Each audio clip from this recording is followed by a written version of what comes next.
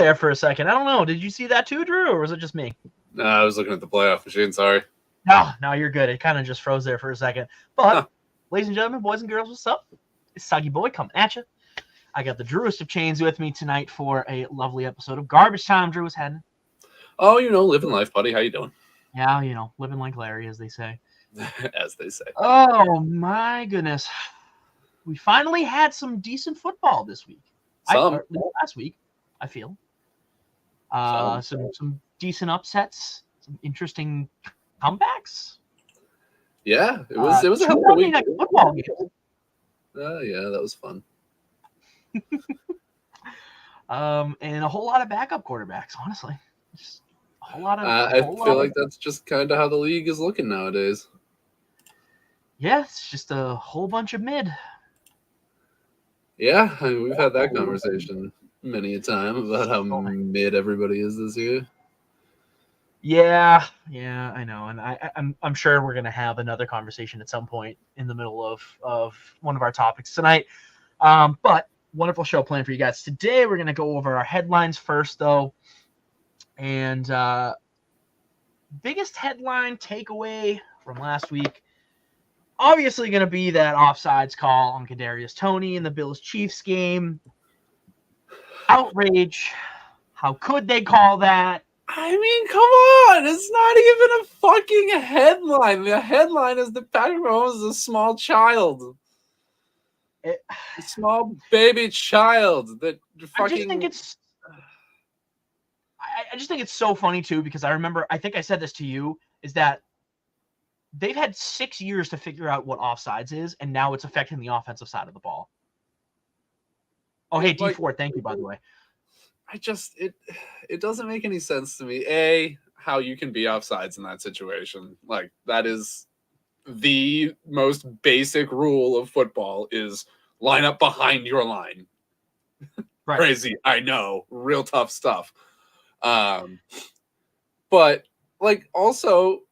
You fucked up. Like, that's just how it goes. You can't get mad at the refs for calling a fucking blatant offsides penalty. Like, tell your guys not to be offsides. I don't know. It's so stupid that, like, you would blow up on the refs. Like, yes, there were some other questionable calls, I guess. But, like, that was the one that pushed you over the edge, the good call. Like, fucking get out of here. Bunch of bitches. I'm back. Yay.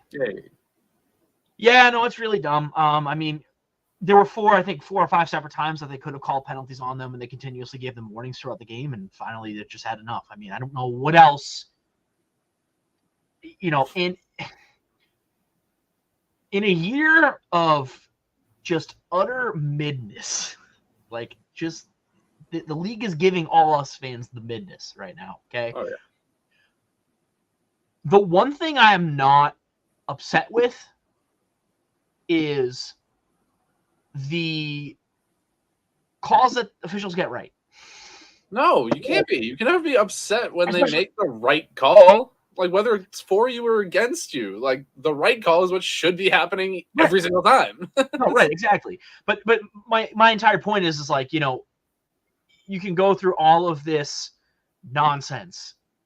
All these quarterbacks getting hurt, all of the missed calls. How are you going to be mad when they make the right call?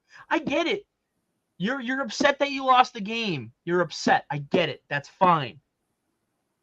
But don't be Kermit the Frog. Don't be a little baby back bitch. No, like, I mean, like, there are next to no situations where it's okay to be a guy that has your entire team holding you back from screaming at the refs. Like,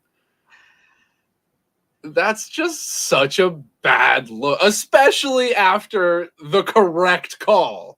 Like, that's ridiculous. Right. Exactly. You can't be out there looking like that. That's wrong. And I mean, I get it. You're taking out your frustration from having such a subpar group of wide receivers, and the amount of times that they get their hands on a football. Right, but take your frustration out on the subpar group of receivers that caused the penalty, not the guys that called it because it's the right thing to do. be taking out your frustration up in the GM's office. Right. Like, the refs aren't the reason you're losing football games. The reason you're losing football games is because you have nobody to catch the football that isn't named Travis Kelce. Like, 2 separate occasions in the last 4 weeks, Kadarius Toney, Marquez Valdez-Scantling has dropped a game-winning touchdown. Yeah. Well, dropped one, and then the other one, that was a missed call. But oh, right. Sorry. That was a missed call, but he got interfered with greatly. Right. But that was also a makeup call because the refs fucked up a call just a couple plays before that. So. Oh yeah, the pass, the roughing the passer, hit out of bounds. Yeah, the unnecessary roughness, even though he was, going out of bounds at the first down marker and still trying to pick up yardage. Yeah. Didn't even get hit that hard, to be honest with you. No. Jonathan Owens just threw it, like, kind of nicked him with the shoulder. He like threw a little shoulder. Normal contact, yards. Nothing crazy. But I don't know. They just need to shut the fuck up and play better football. That's really what it comes down to. I mean, the Chiefs are sitting at 8-5. I mean, that's great. Not Chiefs standard whatsoever. And again, it is a direct result of them not giving Patrick Mahomes enough weapons. And again, people that say, well, Patrick Mahomes doesn't need weapons. Clearly he does. He does. Imagine if he didn't have Travis Kelce. Imagine if he did not have Travis Kelce. Scary. The only thing keeping the Chiefs alive right now is their defense. Back to the offside situation. Say Tom Brady was in Patrick Mahomes' shoes there. Mm-hmm. Who would he have been yelling at? His receiver. The guy that was offsides. Yeah. Right. 100%. Listen, I'm not going to say here and defend Brady because he bitches and moans at the refs. No, he does. But he also, like, sure, it's one thing to, try and get calls called for you. Everybody does that. That's part of the sport. But to be genuinely upset about the refs making the correct call, like, and not directing that at the receiver that was offsides, that's just stupid. Yeah, I don't know what else we can say, honestly, about that call. Oh God, trust me, I don't forget. I haven't forgotten. I promise. I have no idea when that's happening, but yeah. Well, I think we can officially call that bet won by this guy. So we could have called it 3 weeks ago. Fuck, we could have, but we didn't. I'm calling it now. What are you talking about? We called it last week. Oh, well, I wasn't here for that. You didn't tell me that. Yeah, well, that's not my fault. It's not my fault either. Yeah, no. When Nick James and I were all together last week on Garbage Time, we called it, and James gave us the punishment, which was reading. I know what the punishment is. Yep. Well, I'm going to say it again. We're reading Boda Erotica live on air for our lovely viewers. So exciting. Anyways, this entire punishment's offsides. Forget about that. Yeah, well, should have picked a better quarterback. Oh, all right. I mean, to be fair, I haven't been around much, but yeah. I get that. Fair enough. But whatever. Anyways, other headlines. Tommy Cutlets, 3-0, undrafted rookie quarterback. I know you don't want to talk about it, but I mean, he's throwing touchdowns and throwing up the gabagoo, man. How do you not love that? How do you not love this? I mean, I'm okay with it when it's not happening to my team. That's fair, but like, come on, this is wonderful. We lost to the Giants with a backup quarterback. Yeah, I mean, you did. You did. God, really fair. You helped me even more solidify my draft position or my team's draft position. So thank you very much.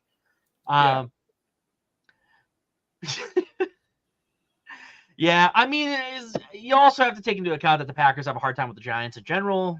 It's just one of those teams that they have a hard time with for some reason or another. Yeah. they're always a fucking sneaky team if you're the Yeah. Patriots or the Packers. Yep. I don't know why that's the case, but here we are. No, and I mean, all credit where it's due to Tommy DeVito. He is tearing it up. Can't deny that, especially with the lack of offensive weapons that he has to throw the ball to. So he looks comfortable. he does, which is insane.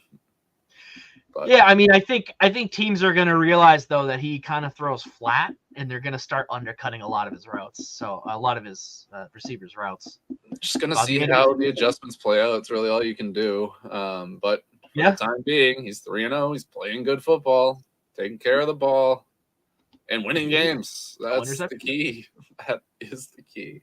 Yeah, something Daniel Jones was really struggling to do. So I know Nick is hard on the boat of, I don't want this to be all hype up and everything, and then we pay the guy fucking shitloads of money for him to suck ass. So much ass. Yeah. So I don't know. It needs more time. We got to see how it goes, but yeah, can't deny the kid's talented and cool as a cucumber. So yeah. I mean, honestly, good storyline. I think that the Giants have just had so miserable a time with quarterback play the last 3 or 4 years. Well, last year it was fine. I don't know what the fuck happened this year. He still had to suffer with Daniel Jones, regardless of how well he played. So, I mean, yeah, other than I don't know if it even counts because he didn't play that much the year prior. I haven't really seen a drop off like that since Brock Osweiler. Oh God. Oh, I know. I don't know about that though. 2016 to 2017, Case Keenum. Yeah, but that was different. He was just like there as a stopgap for a year, and then they shipped him off somewhere else. I think it was to Denver, right? I don't remember if he went from Denver to Minnesota or Minnesota. No, I think it was Minnesota to Denver. Because he ended up in Washington too for a while. That's right. Fuck. All right, let's find out. Time to play everybody's favorite game. Where the fuck did go after Minnesota? Well, Case Keenum. I will move forward, and you can tell me what his career trajectory looked like. You were correct. He did go from Minnesota to Denver, then the following year, Washington, then Cleveland, Buffalo. Oh, that's right. I forgot about that. He also played for Houston and St. Louis, and then they became Los Angeles. So. Oh, yeah. No, that makes sense. What year did they become LA again? Was it 14, 15? Earlier? It would have been 16, 15, in between 15 and 16. Okay. There's so many different teams moving around the last 10 years that I forget the years of them. Yeah, it kind of comes in waves nowadays. Yeah. Yeah, that's fair. All right. Other headlines that I can think of. I mean, really, the only other headline technically really is just all the injuries plaguing the league. I know we talked about this last week. There have just been so many bad injuries. I mean, the starting quarterback epidemic or lack thereof. I mean, how many teams right now are utilizing a backup or a backup to a backup quarterback because of injury, right? I think it's maybe 10, 11, 12 teams right now. You can't count the Patriots, obviously. That's a whole different situation. But the Giants, the Bengals, the Seahawks. I feel like it would be easier to start like in a division and then just like go around. Yeah, I guess that's fair. You can't talk about the Jets because they are in the same kind of situation as the Patriots. They're just juggling quarterbacks till they find someone that can figure out. Technically speaking, I can put them there. Oh yeah, if you want to talk about Aaron Rodgers, that's yeah. Well, I mean, Aaron Rodgers was going to be their starting quarterback. Yeah. Injury. I mean that started it off. So, all right, so the Jets. The Jets. The only team in Browns. The Browns. The Bengals. The Steelers now. The Steelers. That's 4 already. 2 divisions. AFC South. The Texans. The Colts. CJ Stroud's hurt, I think, for at least a couple of days, a couple of weeks or something like that now. Yeah, I'm not sure what the length is. The Titans. Did he get hurt or did he get benched? No, Tannehill got benched. He got benched. Never mind. Okay, but and then we can count obviously all the other teams that have had quarterback changes as well too, because that just expands on the problem. Who else? We said the Colts, the Texans, the Jags are good. By the skin of their nutsack. Yeah, no kidding. No kidding. The Broncos, the Chiefs, the Raiders, I believe. He got hurt, then came back, played, then got benched. So I'm going to count that as a halfie. Well, I think the injury is playing into why he got benched. Yeah, well, Jimmy Garoppolo is a fucking stack of balls. That's why he got benched. All right, fine, whatever. I'll put it down to 6 if you really want me to do that. The Chargers now. Jay Herbo's done for the season. So that's 7. In the AFC alone. 7. The NFC has, let's see, the Giants. The rest of the NFC East is good. Yeah. NFC South. Derek Carr has been in and out. He's been injured. So I'll give that like a half. Sure. Who else do we have down there? The Bucks are fine. Panthers are all right. Panthers, well, no, they're not, but no. I think the Panthers are alive. Yeah. The NFC North. What about the Falcons? Falcons have Desmond Ridder. They're good. Were you gonna say Taylor Heineke was supposed to be there starting? I was gonna say because he's there, but NFC North I think is actually all. Oh no, Kirk Cousins. So the Vikings. That's what? That's 9 now. 9.5. Yeah, Derek Carr 9.5. But Jordan Love's fine. He did get hurt a little bit, but he was okay in the end. He came back. All right. West, the 49ers are good. Yep. Seahawks are now good. Well, are they? Is Geno back now? He's still questionable. He should be back. But again, you count if you want. He's been injured. He's been injured at some point. Again, we're only counting the quarterbacks that are done, and we're already at 9. That's not counting Geno Smith, who has been injured on and off all season. Technically not counting Derek Carr, who's been injured on and off all season. We haven't counted any of the backups either that have been injured and are out for the season either. True. All the quarterbacks that the Browns have gone through, I think 3 now. And then for some fucking reason decide to put Joe Flacco back on their practice squad. Yeah. I don't know why he balled out. That was a vintage Flacco game. Balled out for 2 games. Yeah, he threw a pretty ball too. That team doesn't make any fucking sense, dude. No. This just goes into my point. I'm like, this is one of the weirdest years for football that I've ever watched.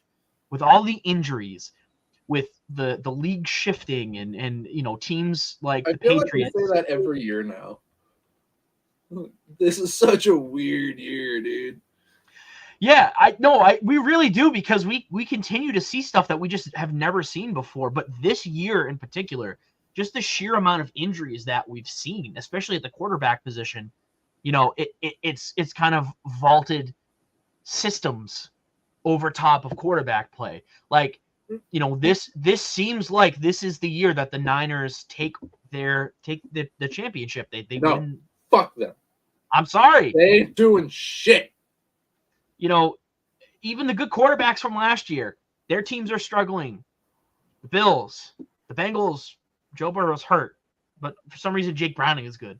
Jalen Hurts hasn't been playing well as of late, even though his team is 9-4 or whatever they are, or 10-4 I think, because they're tied with the Cowboys now.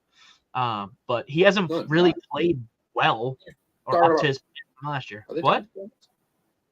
Yeah, I think they were 10-3, and the Cowboys were 9-4, and then Cowboys just beat them. No, they were 10-2. Oh, and the Cowboys were 9-3. Oh, sorry. So now they're both 10-3.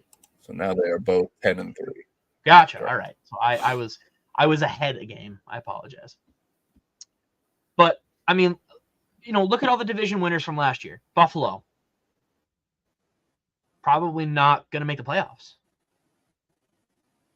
Right? Probably not going to make the playoffs. Chiefs. They have a one game. The Chiefs have a Doesn't look like it. one game divisional lead over the fucking Broncos. The Broncos are one game back. Well, the Broncos have been one of the best teams in the league the last month and a half, 2 months. And yes, their turnover differential has been out of this world. They're like plus 29 over the last 6 games. It's ridiculous. Dude, they have been tearing it up. Talk about a monumental turnaround, not just from the shitty start of this year, but all of last year. We did, and we'll talk about that later, Austin. But Did not. Who are these goofy ass kids? You know who we are. You know who he is. Yeah, I don't know. I mean, like I said, the Bills, the Bengals from last year, division leader. AFC North is always kind of a clusterfuck, but I think it is. But I mean, even when division Burrow was there, they were very disappointing. Well, yeah, no, I know that, but basically what I'm saying is like, it's just been a topsy-turvy year. Pretty much all of the division leaders from last year are in jeopardy or are not going to win their division. The Bills, the Bengals, the Chiefs may not win their division. At this time of year, for the last 5 or 6 years, the Chiefs, they're good. They won the division. We're all set. We know they're going to win the division. There was that one year where the Chargers were really good and fought, and at the end they won the division, whatever. But we're at the time of year where it's winning time for the Chiefs, and they're just on cruise control, and it hasn't been like that for them. The only team that is pretty safe right now are the Jaguars. I think they have a 2-game lead on the division, so I think they'll be all right. But then look at the NFC. Are you talking about just the AFC? No, I'm talking about the whole league. Well, San Fran's fucking got a 4-game lead in the division. Yep, San Francisco, fine. We can absolutely talk about that and take a look at that, right? Well, look at the Seahawks, right? Seahawks were really good last year, not doing so hot this year. Geno's not playing well. The Rams look better than they did last year. Can we look at the NFC South for a second? Yeah, their 3 teams are 6-7, and 1 team is 1-10, right? Or 1-12, 11, or some shit. 1-11, 12. Yeah. NFC South is always a cluster. 3 6-7 teams. That's ridiculous. Yeah. One of those teams is going to win the division and make the playoffs, and that's just disgusting. Hopefully that means all right, give me one second. Hold on. I'm gonna pop off for a second because my connection is fucky right now. So I'll be right. That's fine. I will. I'll transition us. I'll start talking about Bill. Anyways, while Drew I'll be right back. Fixes his Wi-Fi connection, Austin, I am gonna pop this up to you. I'm rooting for the Bills this year. I don't know how they're gonna do.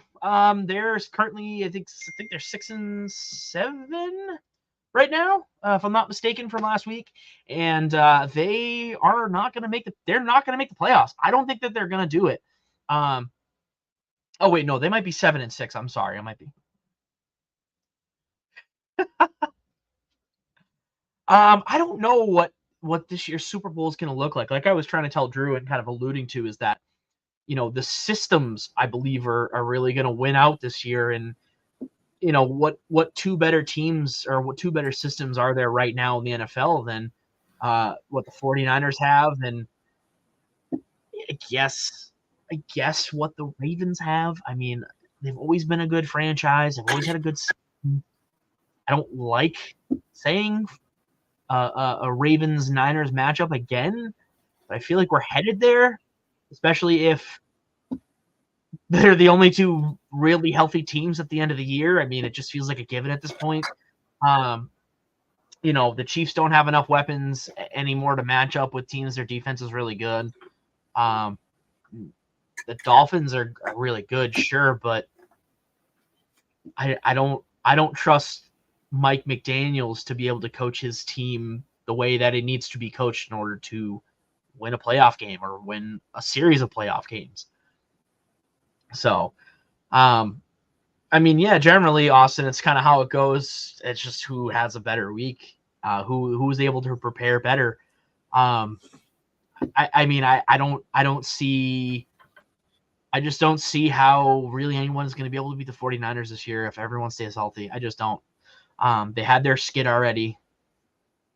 They already had their skid. I think that they're good to go. They're probably not gonna lose another game for the rest of the year. But Bill Belichick also headline before we move into our Week 15 prep, and I think this is the big news that really a lot of us New Englanders saw is that odds are Bill Belichick is done with the Patriots after this year, whether that is the team letting him walk or he gets traded for a pick or something like that.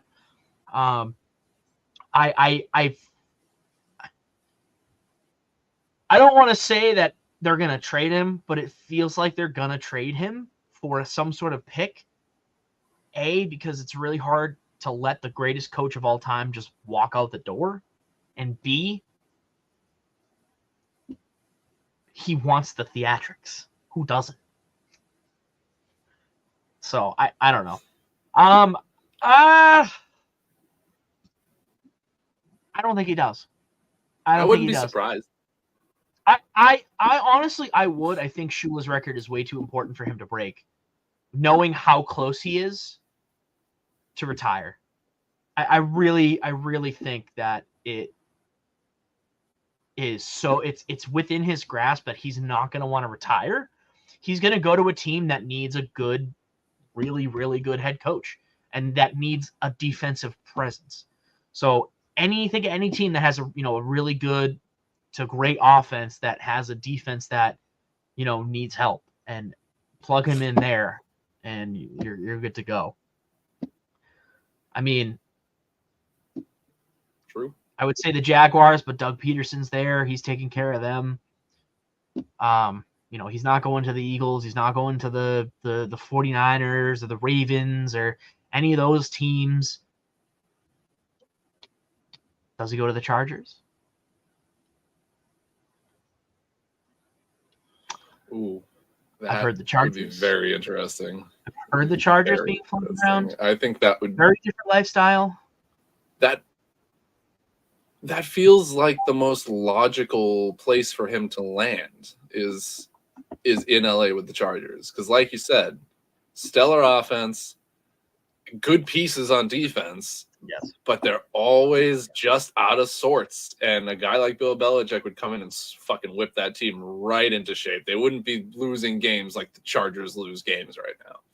Yeah, or winning games 6-0 like the Chargers win games currently either. Yeah, like Bill Belichick loses games 6-0. Right, exactly. Well, yeah, I mean, I don't know. I get it, Austin. I think that it's hard to see him on another team. It really is. But I think that because he saw Brady go and win another championship and continue to play until he felt he was done, he's got more to give. He's not a bad coach. I mean, literally 70% or 65% of Bill Belichick is still 100% better than like half of the coaches in the league. Now, the main reason he's not a good coach this year is because he's a terrible GM. Keep him out of the GM decisions. Don't let him be the GM, especially if he's only going to go to a team for 1 or 2 years. Don't let him have team building privileges. Give him the pieces and let him build. That's it. That's all you got to do. So, I don't know, Drew, you got anything else on Bill Belichick before we go to Week 15 and talk about all the fun things that are going to happen this week? No, not really. I think you made a good point with, him seeing Brady go and win another championship with another team. And obviously, I'm sure he's not thrilled with all of the talk about how Brady carried him for all those years. So I think there's definitely part of him that's going to have to say, I got to go somewhere else and do it again. Right. And exactly. I mean, I think the narrative is Belichick versus Brady. It's Brady. I mean, people when Brady left, it was, oh, it's Belichick. It's Belichick. Belichick this, Belichick that. Man knows how to run a defense. Absolutely. His defenses have always been spectacular. There maybe been 1 or 2 years where he's run a team where his defense hasn't been at least top 15, top 10. But once Brady left and he stopped putting pieces into the defense, or stopped putting pieces into the offense, there's only so much defense can do. If you can't score more than 6 points, you can't score more than 10 points, and you're not going to win a football game. So, this year and the last couple of years are on him as a GM, and not as a coach, as a GM. He is a perfectly fine coach. He's going to do fine wherever he goes. Yeah. But I really think that he knows that he has more in him. I think that he just needs to focus on what he's good at, and that's coaching. I mean, it's great to be able to give yourself the pieces you need in order to be a coach. And he was able to do that for 18 years here. almost 22 years, 23 years here. But last couple of years, it's evident. You're not drafting the right pieces. You don't understand the offensive side of the ball anymore. And that's fine. You don't have to. Let the offensive coordinator handle that. But anyways, let's go to week 15. Austin, thank you for the topic, sir. I appreciate you. Tomorrow night, we have an AFC West matchup featuring the future team of Bill Belichick, the Los Angeles Chargers and the Vegas Raiders. I have no preference. I hope both of them somehow lose and or tie because they both suck. I mean, what? Like seriously, what are we even watching for? What are we even watching? Backup versus backup. Backup versus backup. Minnesota, Cincinnati. Pittsburgh and Indianapolis. Backup against backup. Like, there's just so much. There's just it's too much. It's too much for me. It's too much. Thursday night we have Chargers Vegas. We have 3 Saturday night games this week. Now that the buys are gone, Minnesota and Cincinnati at 1 p.m. Pittsburgh, Indianapolis at 4:30, and then the Denver Detroit nightcap. That one should be very interesting. 2 teams that are on opposite trajectories. Denver, obviously on the upswing. Detroit has not played well in the last 3 games. So it'll be interesting to see where both of those teams head after that game. Then we have Atlanta, Carolina, Chicago, Cleveland, Tampa Bay, and Green Bay. 2 bays, opposite ends. Miami, New Jersey. Miami and the Jets. The Saints and the Giants. Houston and Tennessee. The Chiefs and the Patriots. 4:05, we got the 49ers and the Cardinals. The Rams against the Commanders. And we have Dallas and Buffalo. Sunday night game, like Austin, you mentioned there. Baltimore and Jacksonville. And then we have Philadelphia and Seattle. So all 32 teams playing this week. Got 4 days of football for you coming up. Thursday, Saturday, Sunday, and Monday. Out of all of those games, there's really only one good matchup, and that's Baltimore and Jacksonville. Maybe Denver, Detroit. I don't know. Dallas, Buffalo should be interesting. Just the way that Dallas played against the Eagles last week, and I feel like this happens all the time where they have a really, really good game, and you think they're only going to go up from here. They start making a bunch of mistakes. It's the Cowboys. I mean, it happens all the time with a team like that. So, yeah, I mean that's definitely, I think matchup wise, it's a good matchup, but Buffalo did have a good Detroit, win. Denver could be very interesting. I said that, Detroit, Denver. Yeah, I mean, I think my game of the week really is Detroit, Denver. just because of the trajectory of both of those franchises, and obviously with Detroit being such a powerhouse this season, and they're starting to come down a little bit, and obviously Denver with a 1-5 start have ripped off. I think it was the last 6 out of 7 games that they've won, and almost beat the Texans. So we could have been looking at an 8-5 Denver Broncos team here, realistically. So, it's interesting. I think, the AFC West, there is a race for the division, and we don't really get that this time of year. So, I'm interested to see what pans out with that. I would also love to see the Patriots beat the Chiefs just because, and I think everyone else would love to see that too. But I expect Mahomes to play angry football and score like 75 points.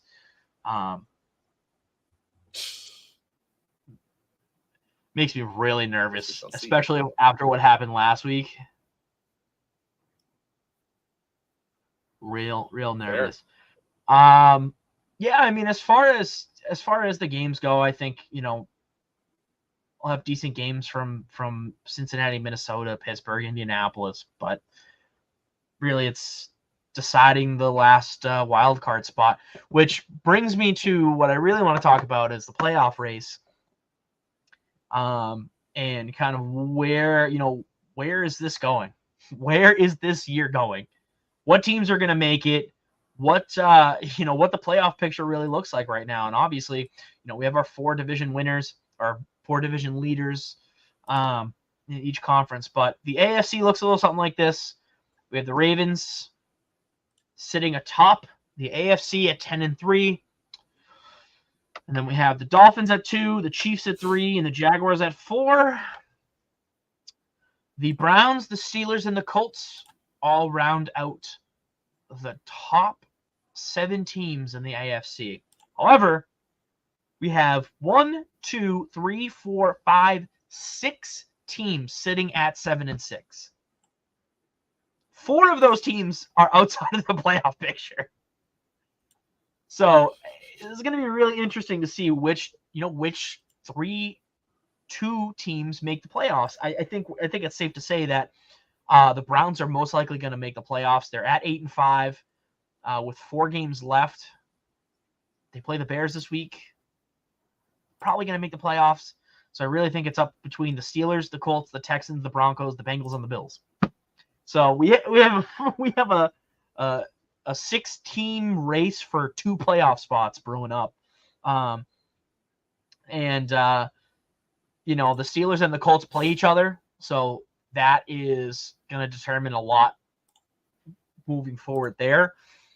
The Broncos, the Bengals, and the Bills all have tough matchups, with the Broncos playing the Lions, the Bills playing the Cowboys, and the Bengals playing the Vikings.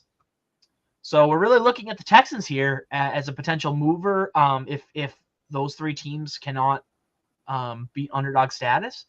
Or I guess technically maybe the Bengals might not be underdogs, but the other 2 teams are definitely. Houston Texans play the Titans. They did just come off an upset win against the Dolphins last week on Monday night, which was atrocious, down 14 points with 3 minutes left, and somehow they win, or 13 points, and win that game. But the Texans are going to be probably going to be movers, and I think that at the end of it all, when it's all said and done, I think we see the Broncos and the Texans in the playoffs for the AFC, at least. Really? What do you think about that? Texans, even without Stroud for the time being. Well, yeah, I think up my little playoff machine. Oh, you're good. Exactly. You're good. I think, for me at least, the Steelers and the Colts play each other, so one of those teams are going to drop out of the playoff picture for this week, or at least it seems like that's going to happen. Especially if one of the 4 of those teams wins, the losing team will in fact drop.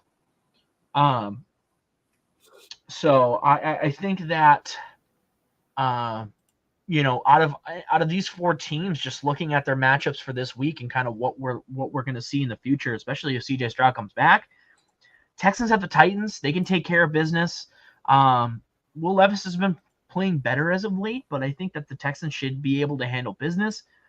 Not to say that the Broncos, the Bengals, or the Bills won't win, but by virtue of tiebreaker and with the Texans being the last team out, looking outside looking in there, I think that the Texans are going to take a spot, and they should be able to maintain it if CJ Stroud comes back. I think that's my guess there. And then I really look at all these other teams, and the Bills have a really, really tough schedule moving forward. They basically need to win out, and I don't know if they're going to be able to do that. I mean, they have the Cowboys, they have the Dolphins again, I believe. Oh no, they don't. I'm sorry, they don't have the Dolphins again. I want to take a look at the Chargers, Patriots, and no, they do have the Dolphins week 18. Right. So Dolphins last week. They are definitely going to be. They play us again. Patriots. Yes, I believe next week. So, I mean, Patriots already beat them once. Not to say it's going to happen again, which is hilarious, but they need this. They need to beat the Cowboys. If they beat the Cowboys, then I will change my tune next week. But I don't foresee that happening. I don't think Josh Allen is going to be able to maintain control over the ball enough. Between Stephon Even if Gilmore, they lose to the Cowboys, they can still win the division. I disagree. They absolutely can. They just need Miami. Even if Miami wins this week against the Jets, if Miami loses to the Cowboys in Week 16, which is very possible. Okay. The Bills beat the Chargers next week. Very Right. possible.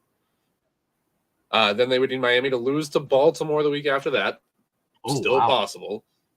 Okay. They need to beat the Patriots, which they should. And then they just need to beat Miami week 18, and they win the division.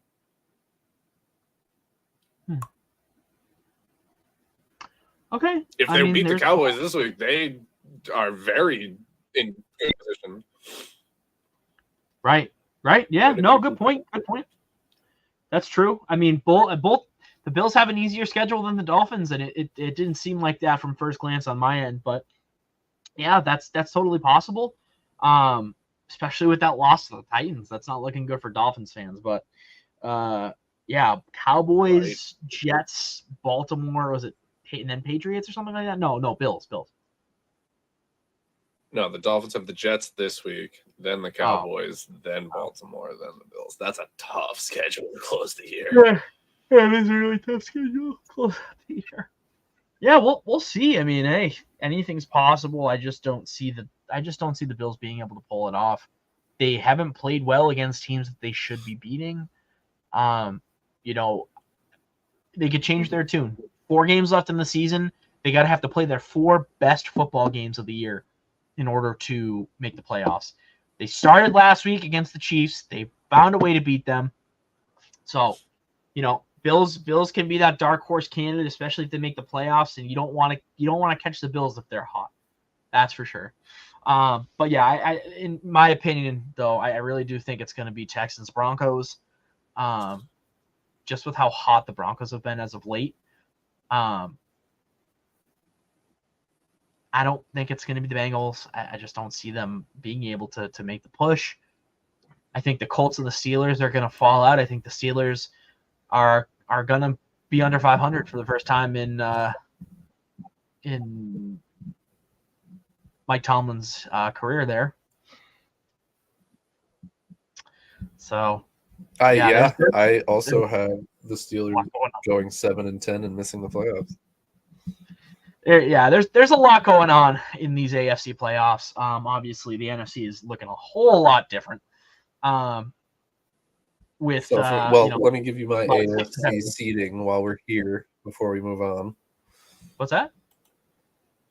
Let me give you my AFC seeding while we're here. Oh, right. You did the playoff simulator. Yeah, let's hear it. I did. So, after picking all of the games, I have in the AFC 1 seed, Baltimore Ravens. Yep. 2 seed, Kansas City Chiefs. The 3 seed, Jacksonville Jaguars. The 4 seed, Buffalo Bills. I got the 5 seed Cleveland Browns, the 6 seed Colts, and the 7 seed Dolphins. Okay. Wow. Huge shift there. That's a huge shift. Yep. Okay. All right. We like to see that. We love to see it. Well, let's move it on over to the NFC, where the 49ers have already clinched a playoff spot, which we kind of knew was going to happen anyways, because of how far ahead in their division they are. But the 49ers are sitting at 10-3, along with the Cowboys, the Lions, and the Lions are sitting at in the third slot there at 9-4. The Bucks are in fourth with 6-7 record. No one fucking cares about that. Eagles 10-3, Vikings 7-6, and the Packers are still in the playoffs, sitting at 6-7. So you lose against the Giants, makes it a whole lot tougher, but you're still in the playoff race. Still there. Out, baby. Still there. Well, you got the Bucks coming up this week. I have us making the playoffs. The Packers? Yeah. Nice. All right, well, yeah, I mean, I think... Very exciting. We're going to be the 6th seed, baby. Okay. Yeah, beat the Vikings. Got it. Yeah, interesting, look here. Obviously, the Falcons and the Saints, the Seahawks and the Rams and the Packers, 5 teams sitting at 6-7. So we have another case scenario over here where teams are all tied heading into pivotal week 15. Yeah, I mean, I would also like to say that there are 4 teams in the NFC that are over 500. 4. Yeah, I know. No, there's 5. Oh, no, 5. Sorry. Minnesota. No, you're good. You're good. That's it. There, yeah. So there's 5. There's 5 teams in the NFC, and there are, let's see, 7, 8. There's 11 teams in the AFC that are over 500. Yep. Nice. Which comes out to half the league, which makes sense. But I would hope so. 11? Well, you never know. How do you have that much of a gap between, from one conference to another? How is there that much of a gap? Well, I don't think the gap is quite as wide as you think it is, because the majority of the teams that are under 500 in the NFC are 6-7, and the majority of teams that are over 500 in the AFC are 7-6. So it's a lot closer than it might sound at first. No, I understand that. I totally get that. But I think maybe if you go and you look at actual games played conference versus conference, I think you're going to find that the AFC has won a lot more matchups against the NFC. I think that plays into record wise too. But yeah, no, I'm interested to see kind of what what's going to play out. Obviously, with the NFC South, the Bucks, the Falcons, the Saints, all playing for their playoff lives in the last 4 weeks. The Rams and the Seahawks both matched up, pitting against each other, sitting at 6-7, where we didn't think the Rams were going to do much this year, and we thought the Seahawks were going to be up there in terms of playoff teams, and both are sitting pretty much at the same spot. The Packers looked dead in the water after week 4 and have looked a whole lot better the last 5 games besides yesterday or last night or 2 nights ago or whatever night it was. Monday night. So I don't know. I don't know where this is going to go. But I would love to hear your playoff simulator, sir. And turn your light back on. What did you sim? Who are the teams? Who are the division winners? Who is making the playoffs? All right. So for the NFC, I got the 1 seed San Francisco 49ers, unfortunately, but quite obviously.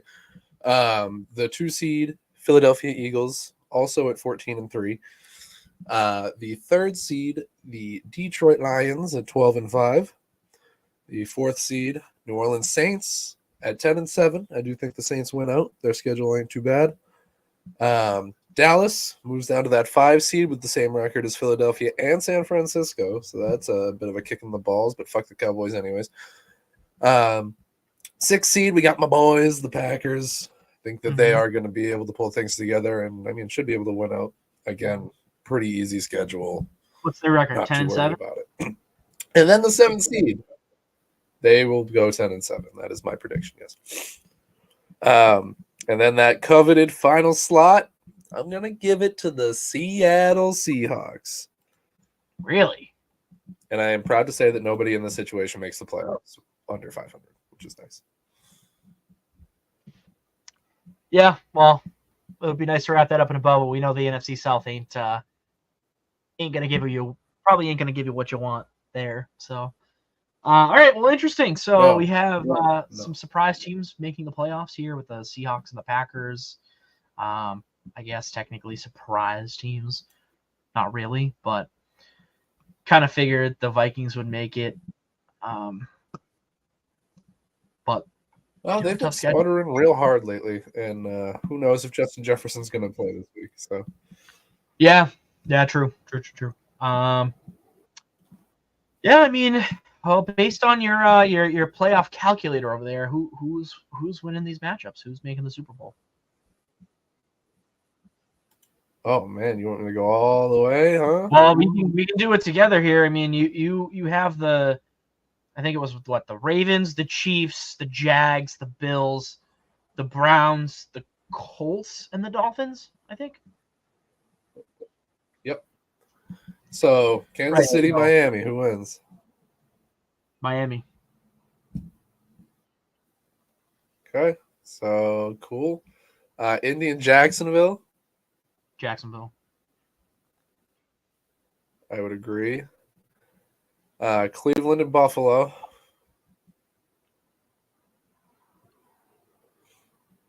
Buffalo? Maybe? I don't know. I don't like. That's a tough one. That matchup for either team. I would give the edge to Cleveland a little bit, but my gut's telling me Buffalo, so Buffalo. Okay. So then from there, Baltimore, Miami. Baltimore. Jacksonville, Buffalo. Buffalo? Buffalo, Baltimore. Baltimore. All right, there you go. There is your AFC champion, the Baltimore Ravens. On to the NFC. Seattle or Philadelphia? Seattle at Philadelphia. Philly. Green Bay at Detroit, where they have already won this year. Right, I know. Oh man, that's tough because of how many players you have injured. Are your players coming back or no? Like, is Jair? Will Jair be healthy?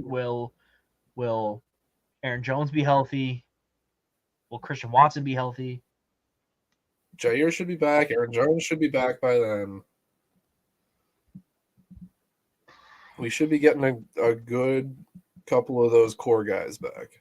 All right, I'm going to go with the Packers then. I think that the Packers have a more experienced team. I would, yeah. Oh, absolutely.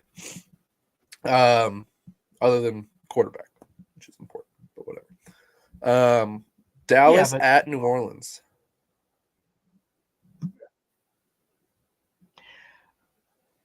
I'm definitely picking Dallas, but that to me feels like a way closer score than it probably most Dallas fans would like it to be. I could see the Cowboys losing because they suck. I could too. I think let's say Dallas. I think for all intents and purposes, it's going to be All right. Dallas. But... So then, my favorite, Green Bay at San Francisco. Sorry, buddy. Yeah, no way in hell. No way. Why does this happen every year? No way in hell. Why does this happen every fucking year? Why is it always the shit bum 40 fucking Niners? Oh, so funny. So yeah, no way. Yeah. No way in hell. 49ers. Anyways. Philadelphia or the Cowboys? They both won one in this Philadelphia. year. Give me Philadelphia too. I think the Cowboys are just chokers.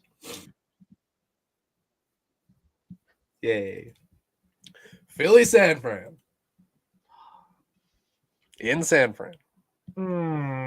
That's really tough because and again, obviously there is a very poignant game that was already played this year.